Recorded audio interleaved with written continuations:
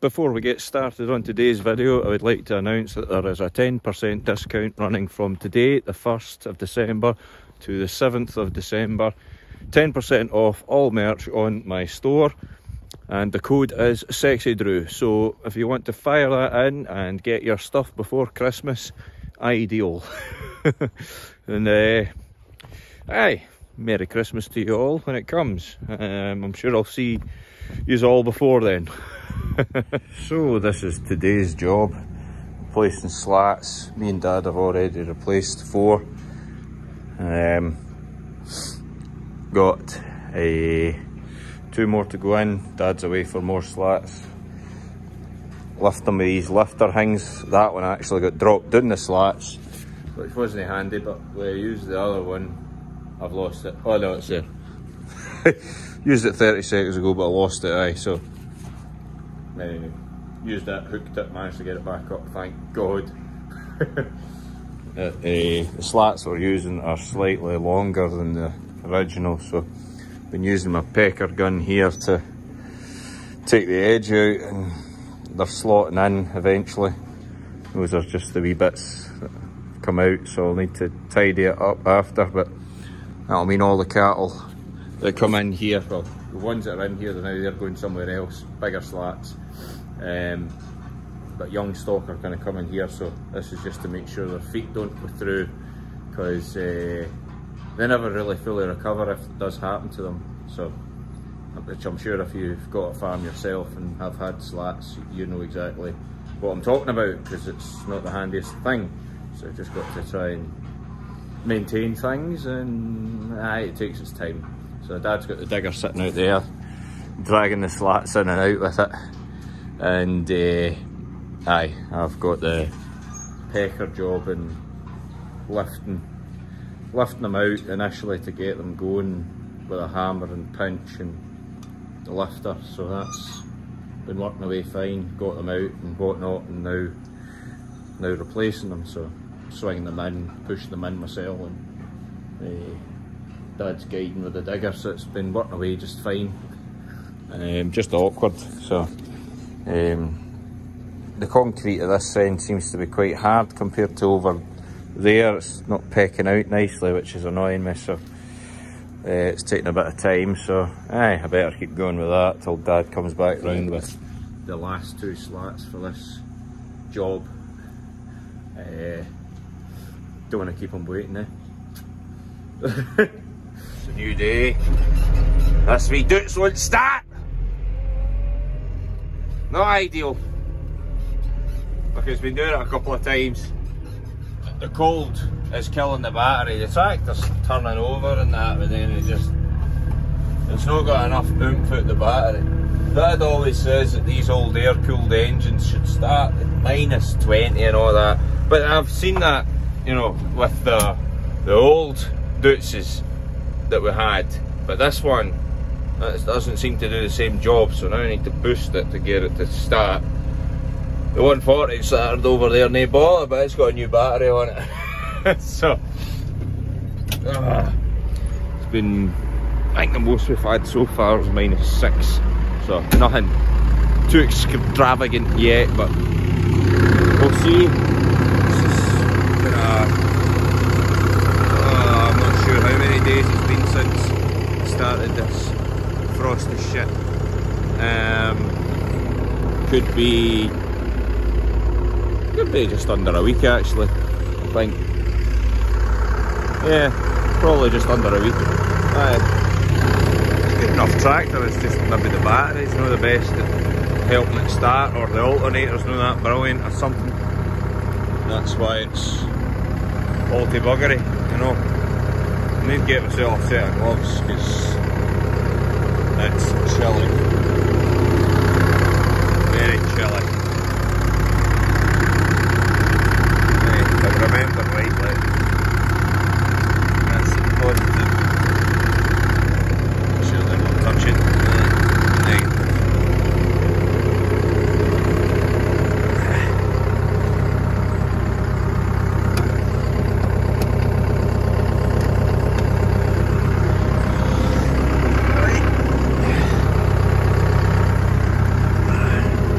sure I'm not the only one that's had to do this recently anyway.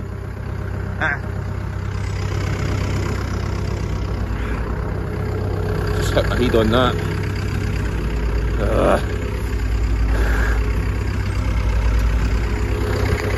Right.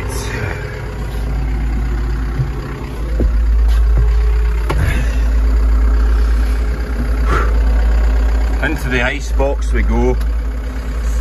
Let's see, probably not just yet, but I mean, it gave it a boost, but not enough. Right, let's give it another minute. Seen somebody in the comments asking about the other doots, the shaft on it. It is fixed. I did put up on Instagram that the mechanic was in, but I've just never got around to showing it. Showing that it's working, mainly because it's sat on the slurry pump ever since. With one flat tyre, we're going to get the tyre man in and sort the tyre up on it. There's sort of a leak somewhere and it's not ideal, so we've been you're just using it to fill the tower with slurry, but now the pipe's frozen to the tower. Anything in the slats needs to go out with tanker or something, you know. Not very handy, you know, but aye, that's what its job's been. So it's been handy just sitting there, just go and start it up, but the only problem is when it runs out of diesel, it's you either need to blow up the tyre to bring it round and fill up with diesel, or we cart it round in some cans and fill it up that way. So aye, just an awkward wee tractor, so it is. Right, see if this thing's going to go.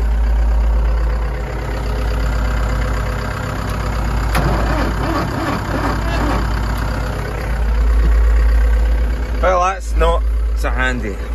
I'll go check these. I've seen them sparking when I put them on, so they should be good. Should have started by now, just gave them a wriggle.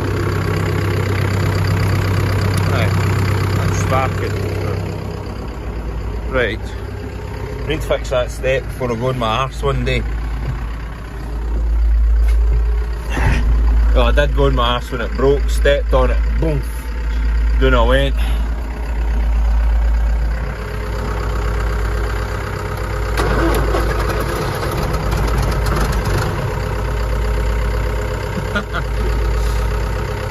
Aye, that was started there that time.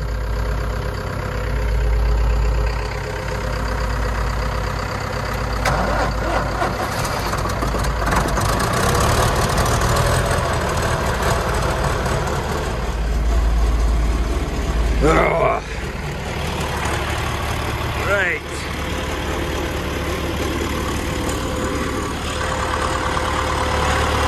I'll just let this warm up and I'll go sort this out. Buggering thing. In contrast, I'm not going to lie, the other tractor will probably start first time.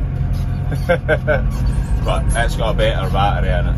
So that's the main difference between the two of them. Right. Don't know if you can tell or not, but she's cold. Seen this on a video somewhere, and I've been doing it ever since. It's a brilliant way of opening the bales and putting the bale in the wagon, like just using a shear grab. It's brilliant. Then that way my bale's already kind of halved, and it takes a bit more pressure off the wagon. So, brilliant idea. Don't know who the hell would have thought of it, to be honest, but works really well actually. So, just kind of set the bale on its round like that.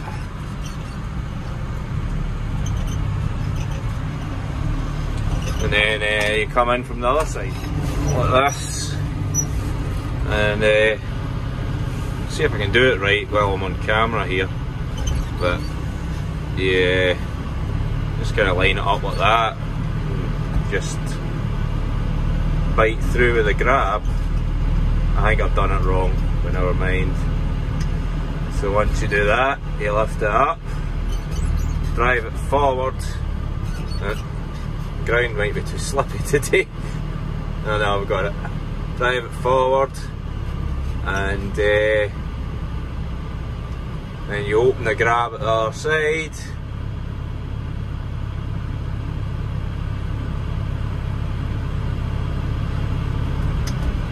And see if this works this time.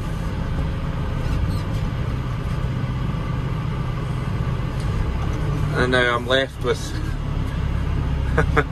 the net still on the bale and the black plastic on the grab.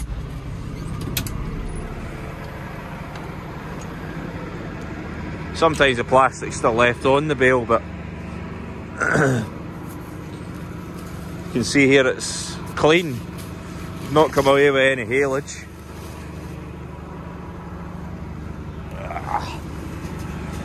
And the bale's in half, ready to go in the wagon and get mashed.